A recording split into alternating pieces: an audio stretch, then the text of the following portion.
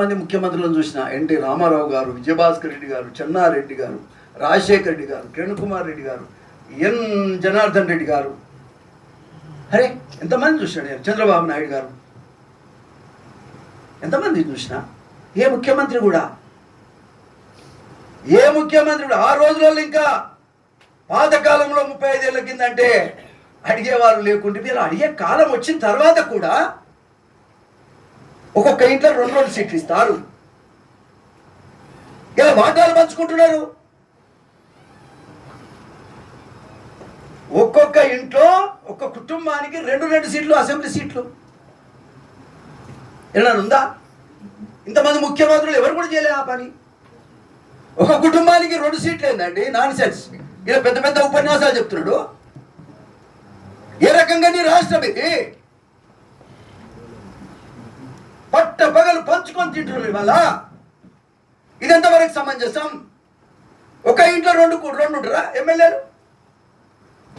ఇక ఏకంగా మా పెద్దపల్లిలో అయితే 3. మా వివేక్ పాపం అధికార దాహం అనేది తీర్చలేదు పాప తమ్మునికి. అన్న తమ్ముడు కొడుకు, 2 అన్నదమ్ములు, ఇప్పుడు కొడుకట. అరే వద్దంటలేమండి. ఎస్, మీకు సీటు ఉండాల్సింది ఒకటి, వద్దంటలేము మేము. కానీ 3 ఏంటి? ఈ 3 ఏ రకంగా ఇస్తున్నారు రేవంత్ రెడ్డి గారు? ఇది న్యాయమేనా? ఇది న్యాయమేనా అని నేను అడుగుతున్నా. అయ్యా ముఖ్యమంత్రి గారు, నాకు 70 ఏళ్ళు వచ్చినాయి అబ్బా, 70 ఏళ్ళు వచ్చినాయి. 30 ఏళ్ళు ఎమ్మెల్యేగానే ఉన్నా నేను.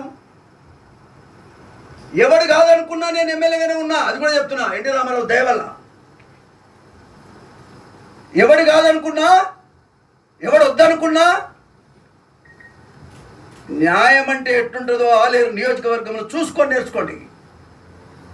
మోత్కుపల్లి నరసింహ గారి పరిపాలన 30 ఏళ్ళు, 25 ఏళ్ళు ఆలేరు నియోజకవర్గం, 5 ఏళ్ళు తుంగతుర్తిలో నేను చేశాను.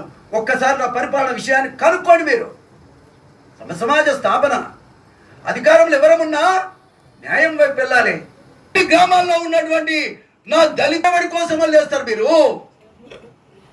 అక్కరగారి కోసం లేవండి, మన జాతి కోసం అడ్డం నిలబడండి. అదేవిధంగా అన్ని వర్గాల వాళ్ళకి నేను విజ్ఞప్తి చేస్తున్నా. అరే దీన్ని ఏ రకంగా కూడా సహించేది లేదు.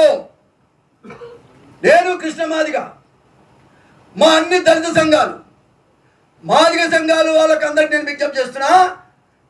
మీకు ఏమైనా చిన్న పొరపాటు మీకు ఉంటే అవి పక్కన పెట్టండి. ఇది మోత్కుపల్లి గారి పిలుపు. రండి, అందరం కలిసి పనిచేద్దాం. నాకు 70 ఏళ్ళు వచ్చినాయి. దీన్ని నేను చూడలేకపోతున్నా. ఒక పూట అన్నం తినలేకపోతున్నా. నాకు బీపీ, షుగరు రోజు పెరుగుతా ఉన్నాయి. మొన్న హాస్పిటల్ పాలైనా నేను. అర్థం చేసుకోండి.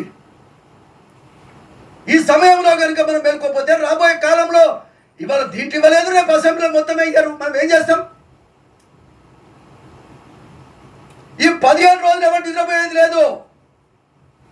ఎవరండి శ్రీహరి అనేవాడు మాలమ్మాదిగల దగ్గర వాళ్ళ నోటి కాడి బుక్క గుంజుకొని బతుండని మన ముఖ్యమంత్రి గారు చెప్పారు. ముఖ్యమంత్రిగా ప్రస్తుతం ఉన్న రేవంత్ రెడ్డి గారి రాజకీయ ఎదుగుదలకు ప్రధానంగా మాదిగలే ప్రధాన పాత్ర పోషించారని తనే ఎన్నో సందర్భాల్లో చెప్పుకున్నాడు. అది ఓపెన్గా మీకు అది అందుబాటులోకి తీసుకొస్తాం. ముందుగా తను జెడ్పీటీసీగా గెలవడానికి రాజకీయాల్లో ముందుగా, తర్వాత శాసన మండలికి పోటీ చేసినప్పుడు గెలవడానికి, కొడంగల్ నుంచి ఎమ్మెల్యేగా గెలవడానికి, మల్కాజ్గిరి పార్లమెంటు గెలవడానికి మాదిగలే ప్రధాన భూమిక పోషించారని, మాదిగలు నిండు మనసుతో ఆశీర్వదించడం వల్లనే నేను ఈ స్థాయికి ఎదిగానని, నా జాతి కూడా ఇంత మాదిగలు అందించిన సహకారం అందించలేదని ఆయన చెప్పిన సందర్భాలు ఉన్నాయి. అది రికార్డు ఉన్నది. కానీ ఆయన ద్వారా మేము ఆశించాం. చూడండి, మా అన్నయ్య చెప్పాడు, రేవంత్ రెడ్డి గారు ముఖ్యమంత్రి అవుతే మా జాతికి పేద వర్గాలకు కొంత మేలు జరుగుతుందేమోనని చెప్పి ఆశించి తను ముఖ్యమంత్రి కావాలని కోరుకున్న వాళ్ళలో అత్యంత సీనియర్ నాయకుడు అనబడుతున్న మా నరసింహులు ఉన్నాడని చెప్పేశాడు. సహజమే కదా, తన ఎదుగుదలకు మాదిగలు కారణమని చెప్పి ఆయన చెప్పినప్పుడు తను ఎదగడం ద్వారా మాదిగలకు మేలు జరుగుతుందని చెప్పి ఆశించడంలో తప్పు కాదు, ఆశించడం న్యాయం. కానీ దురదృష్టవశాత్తు ఆయన రాజకీయ జీవితంలో ఏనాడు చూడనంత అవమానం, మా 30 ఏళ్ళ ఉద్యమ ప్రయాణంలో ఏనాడు జరిగినంత అన్యాయం రేవంత్ రెడ్డి గారి వల్లనే జరిగింది.